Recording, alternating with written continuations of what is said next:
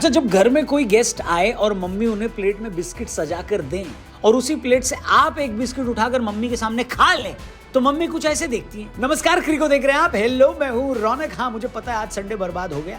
Adelaide में bouncer मार मार कर ऑस्ट्रेलिया ने हमारा काम तमाम कर दिया, पर अभी सीरीज में 3 टेस्ट मैच बाकी हैं और कायदे से देखा जाए तो अब अगले टेस्ट मैच से शुरू होगा असली बीजीटी। क्या बात कर रहे हैं बाबा? अरे हाँ ब्रो, अब तुम इस सीरीज में हुए 2 टेस्ट मैचों का स्टार्ट टाइम ही देख लो। पर्थ टेस्ट सुबह 8:30 बजे शुरू हुआ, फिर एडिलेड 9:30 बजे।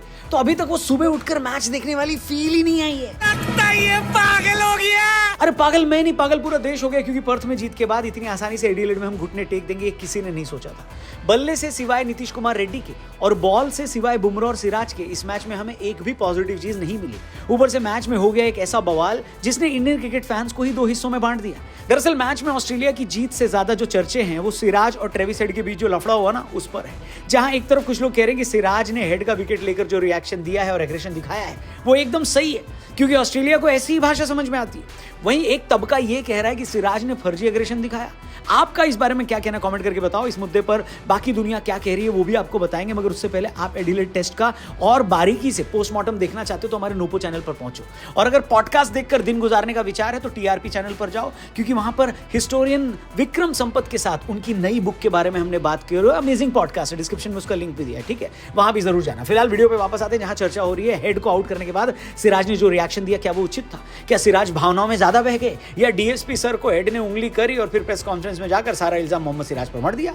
दरअसल जब इस टेस्ट के दूसरे दिन हेड को सिराज ने आउट किया, उससे ठीक पहले उसी ओवर में हेड ने सिराज को एक चौका और छक्का लगाया था और फिर सिराज ने हेड को यॉर्क कर दिया और फिर दोनों ने एक दूसरे को गाली देनी शुरू कर दी।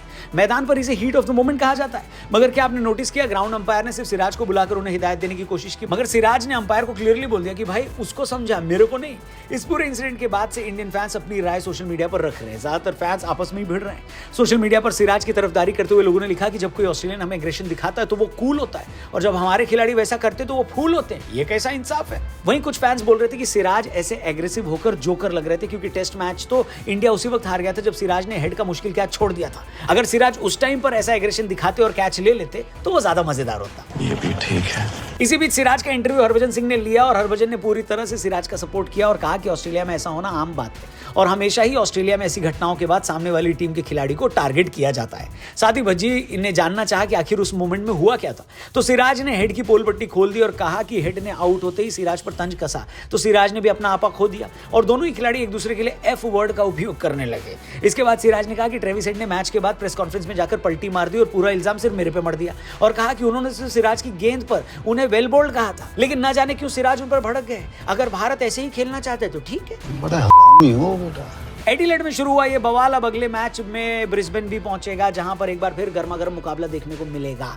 मगर मुझे डर इस बात का है कि कहीं उससे पहले ऑस्ट्रेलिया वाले सिराज के खिलाफ कोई षड्यंत्र न रच दे और उन पर रेफरी फाइन न लगा दे, क्योंकि अगर फाइन लगता है तो दोनों खिलाड़ियों पर लगना चाहिए, वरना किसी पर नहीं। वैसे एडिलेड के इस बवाल में हेड का पलड़ा अंत में भारी रहा, क्योंकि हेड का कैच सिराज ने ड्रॉप किया, फिर उन्होंने 140 बना दिए, इंडिया हार भी गई। फिर भारतीय पारी का अंत सिराज का कैच लेकर भी हेड ने ही किया। वैसे एक बात बता दूं तुम्हें, ट्रेविस हेड आईपीएल में जिस जगह के लिए तुम खेलते हो ना, वहां के डीएसपी सिराज मियां हैं, तो जब इंडिया आना तो होशियार और खबरदार रहना, क्या समझे? मस्त जोक मारा रे। तो इसी जोक के साथ वीडियो को समाप्त करते हैं। जाने से पहले एक बार फिर से वही सवाल है, किसकी गलती आपको ज्यादा लगती है, सिराज की या हेड की? कमेंट करके बताना, चैनल को सब्सक्राइब करके जाना। क्रिको पर मिलेंगे कल, तब तक के लिए बाय बाय।